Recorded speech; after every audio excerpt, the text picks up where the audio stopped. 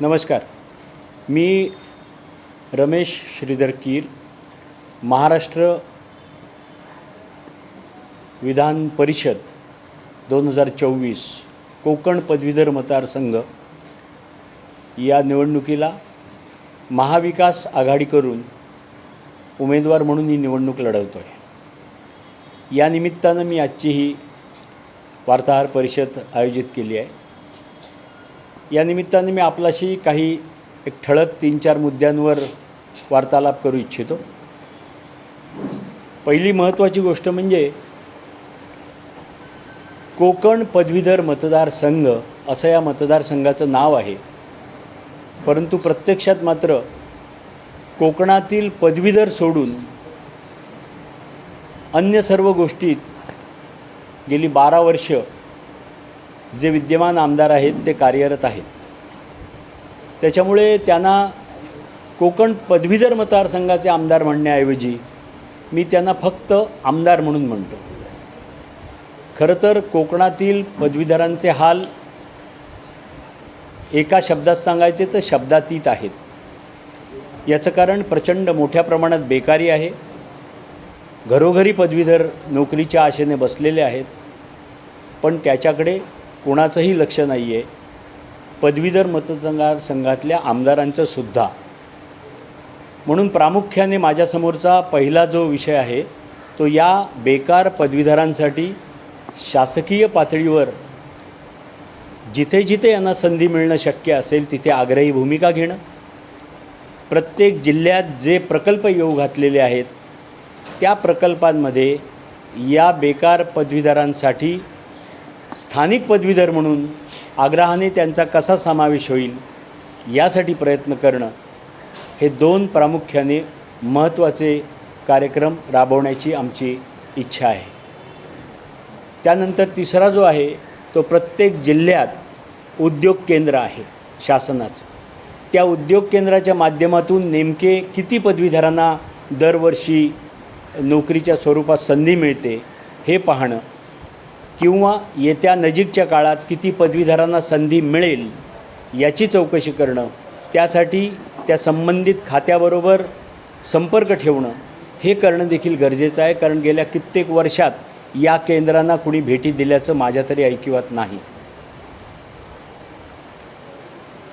तिसरी गोष्ट जी सर्वात महत्त्वाची आहे ती म्हणजे आमच्या कोकणात रत्नागिरी सिंधुदुर्गला आम्ही आदरणीय विलासरावजी देशमुख मुख्यमंत्री असताना त्यांच्याकडून कोकण विभागीय परीक्षा मंडळाला मान्यता घेतली. त्यानंतर गेली 13 वर्ष कोकण बोर्डाची मुलं संपूर्ण महाराष्ट्रात पहिल्या क्रमांकाने हे बोर्ड येत आहे. पण दुर्दैवाने नमूद करावंसं वाटतं की 13 वर्ष महाराष्ट्रात कोकण बोर्ड पहिलं येऊनसुद्धा UPSC असेल, MPSC असेल किंवा इतर ज्या स्पर्धा परीक्षा असतील या सर्व परीक्षांमध्ये कोकणातील मुलांचं प्रमाण आहे ते दुर्दैवाने कमी दिसतं आहे. हे का कमी आहे तर या मुलांना या ज्या स्पर्धा परीक्षा आहेत त्यांच्यासाठी मार्गदर्शन म्हणावं त्या प्रमाणात उपलब्ध नाही. मग अशा ज्या कोकणातल्या मोठ्या शैक्षणिक संस्था आहेत त्यांना हाताशी धरून त्यांच्याशी संपर्क साधून या मुलांसाठी या स्पर्धा परीक्षांसाठी एक चांगला प्लॅटफॉर्म तयार करणं हे देखील या पदवीधर मतदारसंघातल्या आमदाराचं काम प्राधान्याने आहे असा माझा ठाम विश्वास आहे. आणि म्हणून ही गोष्टही करणं गरजेचं आहे. आज आपण स्पर्धा परीक्षांचे जे काय धिंडवडे चाललेले आहेत ते बघितलं की असं वाटतं की या मुलांना कोण वाली आहे की नाही, हे असंच चालू राहणार आहे का. आणि मग गरीब घरातली मुलं त्यांचे आईवडील परिश्रम करून पोटाला चिमटा काढून आपल्या मुलांना शिकवतात, स्पर्धा परीक्षांना पाठवतात, आणि त्याच्यानंतर जे हे विदारक दृश्य आपल्याला दिसतं ते अतिशय दुःख देणारं आहे. म्हणून याविरुद्ध सातत्यानं आवाज उठवणं, विधान परिषदेतली जी आयुधं आहेत त्या आयुधाचा पूर्ण वापर या पदवीधरांसाठी करणं हे मला वाटतं आजची गरज आहे. यानंतर जुनी पेन्शन योजना, याला देखील आम्ही आग्रही भूमिका या विषयासाठी घेतलेली आहे. शिक्षकांचे जे अनेक प्रलंबित प्रश्न आहेत तेही हाताळण्याची गरज आहे. कालच मला वाटतं जी एक शिक्षण क्षेत्रातली शिक्षकांची जी मोठी संघटना आहे TDF, त्यांनी एक असं पत्रक काढलं आहे की कोकणातली जी पदवीधर मतदारसंघातली जी निवडणूक आहे त्याला त्यांनी तटस्थ राहण्याची भूमिका घेतली आहे आणि त्यांनी आपल्या सदस्यांना आवाहन केलं आहे की तुम्ही स्वतःच्या मनाने योग्य वाटेल त्या उमेदवाराला मतदान करा. खरं तर हे TDFचं जे निवेदन आहे हे मला वाटतं खूप बोलकं आहे, कारण त्यांनी त्या निवेदनात म्हटलेलं आहे की शासनाकडे अनेक प्रश्न शिक्षण क्षेत्राचे प्रलंबित आहेत, शिक्षकांचे प्रश्न अजूनही अनुत्तरित आहेत. म्हणजे PDF हे मान्य करत आहे की हे शासन शिक्षकांसाठी कुठल्याही सकारात्मक बाबतीत काम करत नाही आहे. म्हणून माझी या निमित्ताने त्या PDFच्या सर्व शिक्षकांना विनंती आहे की आम्हाला या दृष्टीने काम करायचं आहे, तेव्हा आम्हाला निश्चित तुम्ही सहकार्य करावं. यानंतर शेवटचा जो माझा मुद्दा आहे, जो अतिशय महत्त्वाचा आहे, तो म्हणजे केंद्र सरकारने 3-4 वर्षापूर्वी लागू केलेली NEP नॅशनल एज्युकेशन पॉलिसी. या पॉलिसीवर कोकणातल्या सर्व शैक्षणिक संस्थांनी गांभीर्याने विचार करण्याची गरज आहे असं मला वाटतं. याचं कारण मी गेली 30 वर्ष रत्नागिरी नव्हे तर कोकणातली एक मातब्बर संस्था रत्नागिरी एज्युकेशन सोसायटी, या सोसायटीशी मी संबंधित आहे. गेल्या 30 वर्षात मी या संस्थेचा कार्याध्यक्ष, या संस्थेचा विश्वस्त मंडळाचा अध्यक्ष, या संस्थेचा कार्यकारिणीचा सदस्य, अशा अनेक रूपात मी या संस्थेत कार्यरत राहिलेला आहे. त्यामुळे शिक्षण क्षेत्रातील प्रश्न, संस्थांचे संस्था पातळीवरचे प्रश्न, विद्यार्थ्यांचे, पालकांचे आणि शिक्षकांचे प्रश्न याच्याशी मी निगडीत आहे. त्यामुळे मला याची जाणीव आहे आणि म्हणून मी अत्यंत जबाबदारीने विधान करतो आहे की एका बाजूला UGC आहे. UGC सर्व महाविद्यालयांच्या मागे लागले की तुम्ही स्वायत्तता घ्या, म्हणजे स्वायत्तता घ्यायची आणि स्वतः सरकारने यातून अंग काढून घ्यायचं, असं एक वेगळंच धोरण आहे. म्हणजे एका बाजूला NEP नॅशनल एज्युकेशन पॉलिसी आणि दुसऱ्या बाजूला UGC. हे जर नीट बघितलं, याचा शांतपणाने नीट एकत्रित विचार केला तर असं दिसतं की कोकणातल्या ग्रामीण भागातल्या ज्या शैक्षणिक संस्था मोठ्या जिकिरीने शाळा चालवता आहेत, त्या कालांतराने हळूहळू बंद करण्याशिवाय कोकणातल्या शैक्षणिक संस्थांना दुसरा मार्ग उरणार नाही. म्हणून या माध्यमातून कोकण पदवीधर मतदारसंघाच्या माध्यमातून या सर्व कोकणातल्या ज्या सर्व शैक्षणिक संस्था आहेत यांची एकत्रित यांना बोलवून यांच्यात हा अवेअरनेस निर्माण करून केंद्र सरकार किंवा राज्य सरकारची जी शैक्षणिक धोरणं कोकणातल्या शैक्षणिक गोष्टींवर जे मुळावर येतील अशांना थांबवणं, त्यांच्यात आवश्यक ते बदल करायला भाग पाडणं ही देखील काळाची गरज आहे असं मला वाटतं. तर एकंदरीत या अशा सगळ्या महत्त्वाच्या गोष्टींसाठी आपण या मतदारसंघातून काम करावं. खेदाने नमूद करावं असं वाटतं की कोकण पदवीधर मतदारसंघ असं जरी या मतदारसंघाचं नाव असलं तरी राजकीय सोय अशा दृष्टीने दुर्दैवाने हा मतदारसंघ वापरलेला आहे असं माझं प्रामाणिक मत आहे. किमान पक्षी याच्या पुढे तरी कोकणातल्या तरुणांचा विचार करता यापुढे तरी हे पद हे राजकीय सोयीचं न राहता कोकणातल्या तरुणांसाठी, तरुणींसाठी, बेरोजगारांसाठी, त्यांना न्याय देण्यासाठी या पदाचा उपयोग व्हावा या दृष्टीने मी प्रयत्नशील आहे आणि तो माझा प्रामाणिक प्रयत्न आहे. म्हणूनच मी सर्वांना हे आवाहन करणार आहे या माझ्या पत्रकार परिषदेच्या निमित्तानं की पहिल्यांदा कोकणातलाच माणूस कोकणातलेच शैक्षणिक प्रश्न घेऊन कोकणातल्या मुलांसाठी, कोकणातल्या बेरोजगार तरुणांसाठी, पदवीधरांसाठी काम करू इच्छितो आहे, उभा राहू इच्छितो आहे तुमच्यासाठी. तेव्हा तुम्ही मला 26 तारखेला जे मतदान होणार आहे तिथे मतपत्रिकेवर आपल्या पहिल्या पसंतीचं मत क्रमांक 1चं देऊन मला सर्वांनी जास्तीत जास्त मतांनी निवडून द्यावं आणि या संबंधित प्रश्नांवर मनापासून काम करण्याचं आणि तुमच्या बाजूने उभं राहण्याची संधी द्यावी असं मी आवाहन या निमित्ताने करतो आहे. धन्यवाद.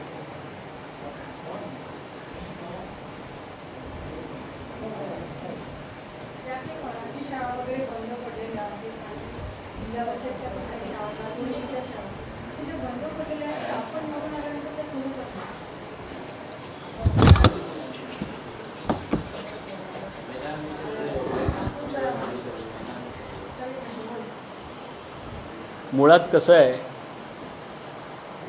शिक्षण हाच इतका व्यापक विषय आहे आणि या विषयावर माझं हे प्रामाणिक मत आहे की अत्यंत गांभीर्याने, म्हणजे ज्याला आपण नॉन पॉलिटिकल म्हणतो, असं विचार करण्याची गरज आहे. आणि ते आमूलाग्र बदल, असे बरेच असे प्रश्न आहेत शैक्षणिक धोरणातले.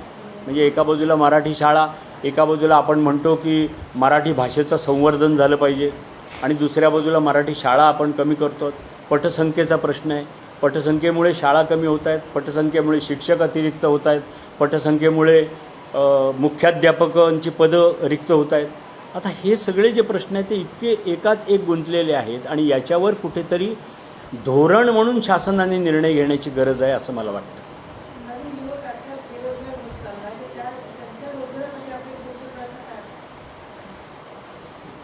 मी तुम्हाला प्रामाणिकपणे सांगतो की मी सध्या तरी जसं मी पहिल्यांदा सांगितलं की राजकारण विरहित या पदवीधर मतदारसंघाकडे मी प्रामाणिकपणे बघतो आहे आणि तसं काम करण्याची माझी प्रामाणिकपणे इच्छा आहे.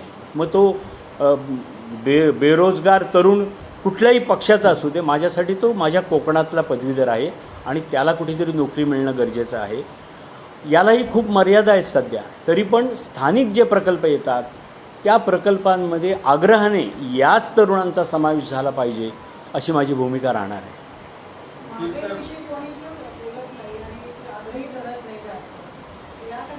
काय काय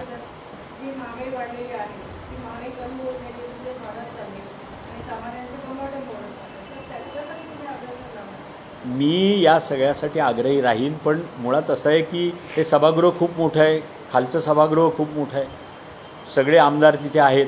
त्या सर्वांनी एकत्रितपणे, कारण महागाईची झळ महाराष्ट्रातल्या प्रत्येक गरीब माणसालाच लागते असं नव्हे तर प्रत्येकाला ती झळ लागते.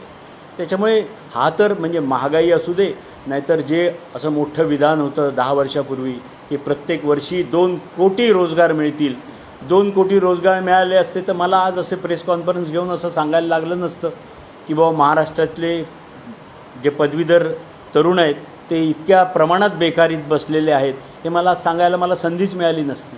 त्याच्यामुळे बेकारी ही मोठी आहे, महागाई आहे, अनेक प्रश्न असे आहेत. शिक्षकांचे प्रश्न नुसते नव्हे तर जे पदवीधर नोकरीत आहेत त्यांचेही वेगवेगळ्या प्रकारचे प्रश्न आहेत प्रलंबित. या सगळ्यांकडे बघण्याची गरज आहे आणि हा मतदारसंघाची व्याप्ती इतकी मोठी आहे. पण दुर्दैवाने जे आमदार आहेत त्यांनी एका विशिष्ट शहरापुरतं फक्त ती आमदारकी बंदिस्त करून ठेवली आहे. खरं तर हा मतदारसंघ गोव्याच्या बॉर्डरपासून म्हणजे मोखाडापासून हा मतदारसंघ पत्रादेवी म्हणजे गोव्याच्या बॉर्डरपर्यंत हा मतदारसंघ आहे. या मतदारसंघातली जी भौगोलिक कारणं आहेत ती प्रत्येक जिल्हानिहाय भौगोलिक कारणं वेगळी आहेत. म्हणजे आदिवासी बहुल आहे आमचा पालघर, इथे ठाणा आहे, पुढे रायगड आहे, रत्नागिरी, सिंधुदुर्ग, प्रत्येक जिल्ह्याचे प्रश्न वेगळे आहेत. पण हे कोण बघणार? मग या मतदारसंघातून आलेल्या आमदारांनी किमान पक्षी तुम्ही ज्या कारणासाठी तुम्ही आमदारकी घेतलात कमीत कमी त्या कारणावर तरी काम केलं पाहिजे प्रामाणिकपणे. अजिबात ते झालेलं नाही हे मी इथे नमूद करतो. सर, आप विधानसभा अगर जीत के आते हैं तो कौन से कदम उठाएंगे कोकण विकास के लिए?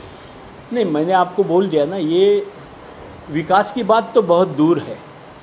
मैं जो बात कर रहा हूँ अनएम्प्लॉयड जो ग्रेजुएट्स है उनके बारे में मैं बात कर रहा हूँ पहले, क्योंकि उनके लिए मैं ये चुनाव लड़ रहा हूँ. तो मुझे उम्मीद है कि अगर मुझे मौका मिला तो मैं जो लोकल प्रोजेक्ट्स आएंगे हर डिस्ट्रिक्ट में वहाँ इन बच्चों को उनको मौका मिलने के लिए मैं कोशिश करूँगा पहले. जी वो भी ओल्ड पेंशन जो स्कीम है वो एप्लीकेबल करने के लिए हम लोग ज़्यादा उनके लिए कोशिश करेंगे.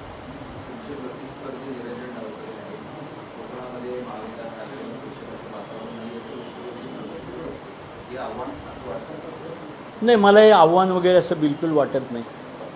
कारण जरी ते प्रतिस्पर्धी असले तरी माझे ते चांगलेच प्रतिस्पर्धी आहेत. कारण मला वाटतं पहिल्यांदा मनसेने त्यांचा उमेदवार उभा केला होता आणि त्यांनी 3-4 प्रेस कॉन्फरन्स छान घेतल्या पटापट आणि त्यांनी वस्तुस्थिती सांगितली नेमकी की हे उमेदवार कसे आहेत, या उमेदवारांनी काय केलं 12 वर्षात ते त्यांनीच सांगितलं. त्यामुळे माझं काम खूपसं हलकं झालं. मग त्यांनी पाठिंबा वगैरे दिला, हे चांगलं झालं.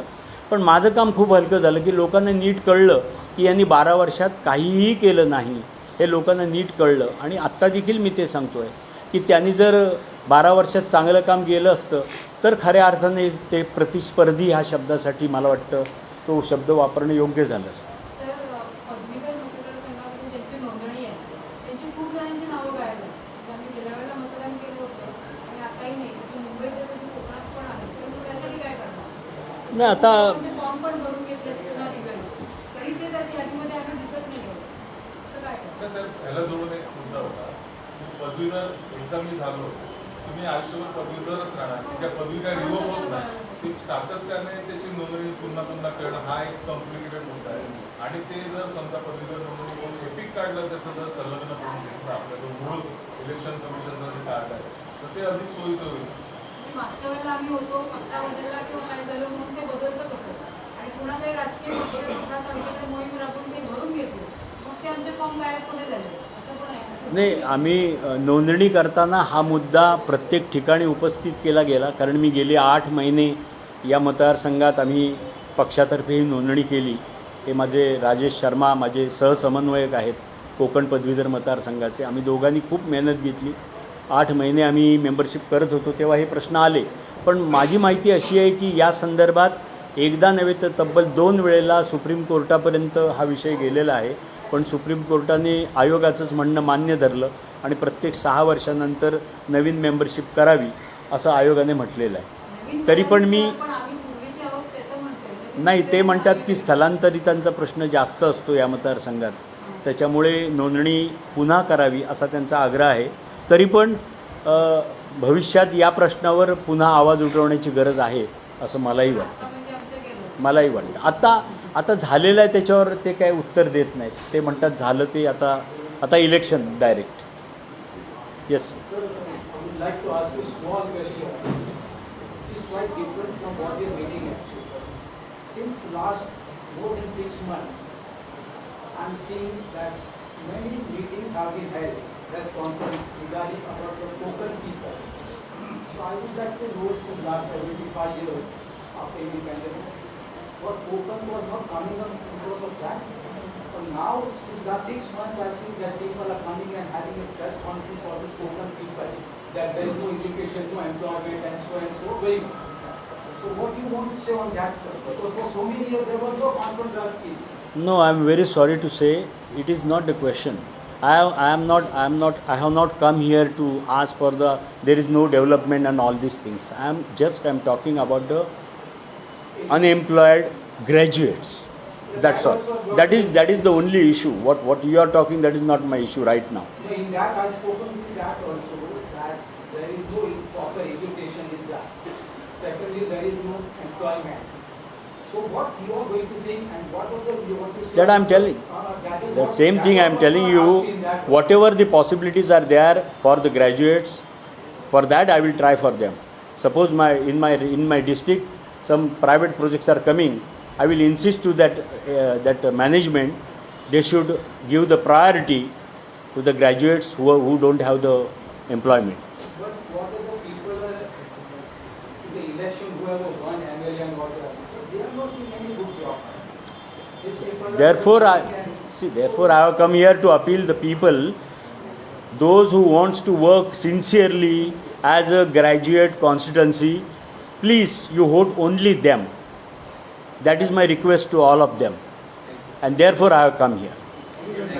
Yeah. जर तुम्ही प्रकल्पाचं म्हणालात, पण प्रकल्पाला तिथे मोठा विरोध केला जातो. तर प्रकल्प झाले नाहीत तर शिक्षणासाठी ज्या संस्था आहेत किंवा हॉस्पिटल म्हणा, या बेसिक गोष्टी तिथे येणार नाहीत. तर तुम्हाला असं वाटत नाही का ह्या प्रकल्पांना जे विरोध होत आहेत ते कुठेतरी थांबवायला हवे? काही प्रकल्प आला तर बाकीच्या सुधारणा होतील. मी एक काम करतो, माझं 26 तारखेचं इलेक्शन झालं की मी याच्यावर तुमच्याशी मोकळेपणाने बोलतो.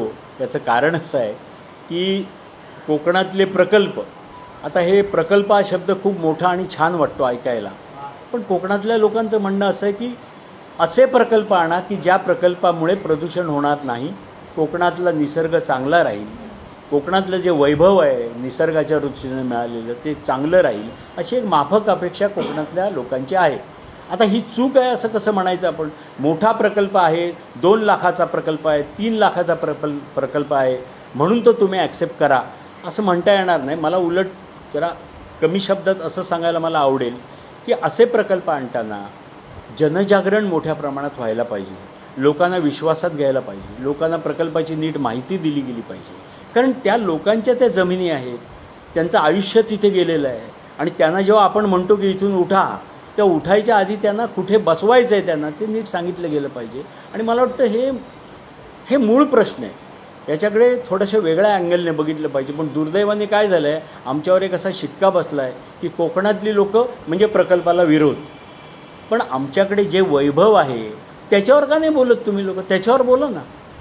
आमच्याकडे जो निसर्ग आहे त्याच्यावर बोला ना. या ना तुम्ही अलिबागला या, तुम्ही रत्नागिरीला दापोलीत या, तुम्ही माझ्या गणपतीपुळ्यात या, तुम्ही खाली राजापूरला या, तुम्ही खाली सिंधुदुर्गात या.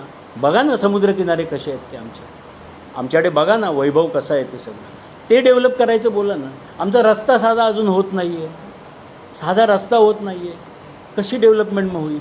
सो आमचं म्हणणं असं आहे की एखाद्या भागाचा विकास व्हायला नुसते मोठे प्रकल्पच लागतात का?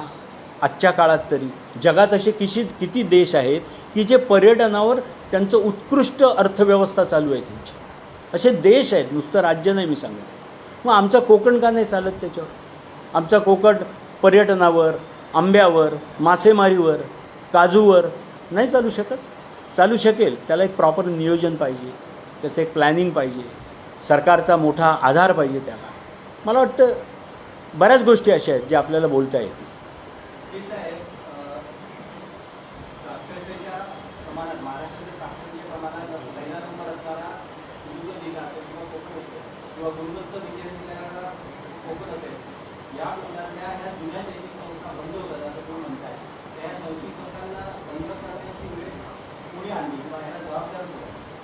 नाही बंद होता येत नाही म्हटलं मी. असं म्हटलं NEP आणि UGC यांचा जो आता मास्टर प्लॅन चालू आहे सगळा, तो बघता भविष्यात या संस्थांना आपल्या शाळा किंवा कॉलेजेस बंद करण्याशिवाय दुसरा पर्याय उरणार नाही असं मी म्हटलं. आणि म्हणून त्याच्यासाठी या सर्व शैक्षणिक संस्थांना एकत्रित करून या NEPवर असेल किंवा महाराष्ट्र शासन असेल किंवा मुंबई विद्यापीठ असेल यांच्या धोरणावर एकत्रित चर्चा विनिमय करून एक कुठल्या तरी निर्णयाप्रत यायला लागेल की आम्हाला या गोष्टी नको आहेत हे स्पष्टपणाने सांगायला लागेल, असं मी तुम्हाला मागाशी म्हटलं. कोरबाडचे आमदार किसन यांनी लोकसभा निवडणुकीमध्ये जो पक्षविरोधी कारवाई केली होती प्रचार यंत्रणामध्ये त्यांना पाटील यांनी त्यांच्यावर पक्षविरोधी कारवाई करा म्हणून मागणी केली. आता तेच प्रकारे आता हे करतात, प्रचार यंत्रणेमध्ये ते सहभागी आहेत. त्याचा आपल्याला मी ही जी प्रेस कॉन्फरन्स घेतो आहे ही फक्त कोकण पदवीधर मतदारसंघ म्हणून घेतो आहे. आणि मी अशी तुम्हालाही विनंती केली की कोकण पदवीधर मतदारसंघ जरी राजकीय पक्ष म्हणून आम्ही लढवत असलो, म्हणजे मी महाविकास आघाडी म्हणून आमचे अध्यक्ष नानाभाऊ पटोळे, शिवसेनेचे नेते उद्धवजी ठाकरे, राष्ट्रवादीचे नेते आदरणीय शरदचंद्रजी पवार यांच्या आशीर्वादाने जरी मी लढत असलो तरीही मी तुम्हाला ही विनंती केली की ज्यांच्यासाठीही मी निवडणूक लढतो आहे त्यांच्यासाठी मला प्रामाणिकपणे असं वाटतं की ही राजकीय फड हा असू नये. हा कोकणातल्या विद्यार्थ्यांसाठी, कोकणातल्या बेरोजगारांसाठी, कोकणातल्या तरुणांसाठी ही लढाई असावी. ती लढण्यासाठी मी उभा आहे. त्यामुळे मी बोलायचं मुद्दाम टाळतो आहे. आणि आम्ही जो प्रचार संपूर्ण करतो आहोत त्यातही आम्ही हे राजकीय करत नाही किंवा विरोधी पक्षाचा आमदार विद्यमान आहे म्हणून त्याच्यावर बोला असंही नाही. आम्ही फक्त विद्यमान आमदाराबद्दल वस्तुस्थिती सांगतो आहे की त्यांनी 12 वर्षात चुकूनही एकही काम असं केलेलं नाही की जे पदवीधरांसाठी आहे. एकही काम नाही आहे. त्यांनी अलीकडे छान 12-20 पानांची एक पुस्तिका छापली, खूप छान आहे. त्याचं प्रिंटिंग खूप चांगलं आहे, कागद खूप चांगला आहे, चांगल्या पद्धतीचं आहे. पण त्याच्यात पदवीधरांसाठी हे काम केलं असा उल्लेख नाही. नेत्यांबरोबरचे फोटो आहेत, कुठे एक कॉम्प्युटर दिला आहे, कुठे काहीतरी एक छोटी भेट दिली आहे. मला असं वाटतं की आमदार वेगवेगळे आहेत. मतदारसंघाचे आमदार आहेत, शिक्षकांचे आमदार आहेत, आमदारांमधून आलेले आमदार आहेत, त्यांची कामं आहेत ना वेगवेगळी. तसं या आमदाराचं पण काम वेगळं आहे. याचं काम आमची अपेक्षा अशी आहे की यांनी हे पाखाडी केली, विहिरीला पैसे दिले, एक कॉम्प्युटर दिला, करावं, करू नयेच असं नाही मी म्हणणार, पण त्याच्यापेक्षा तुमचं खरं काम असं आहे की तुम्ही पदवीधरांसाठी काय केलात आणि काय करणार आहात हे सांगा. हे खरं पदवीधर आमदाराचं काम आहे असं मला वाटतं, जे दुर्दैवाने गेल्या 12 वर्षात झालेलं नाही. तर एक ह्या निवडणुकीमध्ये एक मुद्दा पुढे येतो आहे की पदवीधरांचा जो निधी असतो तो फक्त पदवीधरांसाठी वापरला जावा, तो इतर कामासाठी वापरला जाऊ नये. या तुम्ही आपापल्या झाल्यावर यावर काय तुम्ही सूचना केल्या किंवा यासाठी नाही. मागणी केली? नाही नाही नाही मुद्दा हा नाही आहे की तो त्यांच्यासाठी आहे की नाही, तर विषयच येत नाही. माझा विषयच आहे की कोकण पदवीधर मतदारसंघ. मग माझा निधी मी माझ्या कामासाठी मी वापरणार नाही तर कुठे वापरणार? तो प्रामुख्याने तो तिथेच वापरला जावा असं प्रत्येक या मतदारसंघातून निवडून येणाऱ्या आमदाराने कटाक्षाने हे बघितलं पाहिजे की मी ज्या कारणासाठी ज्या मतांवर मी निवडून येतो त्याच्यासाठीच हा निधी वापरला गेला पाहिजे. थँक्यू, धन्यवाद.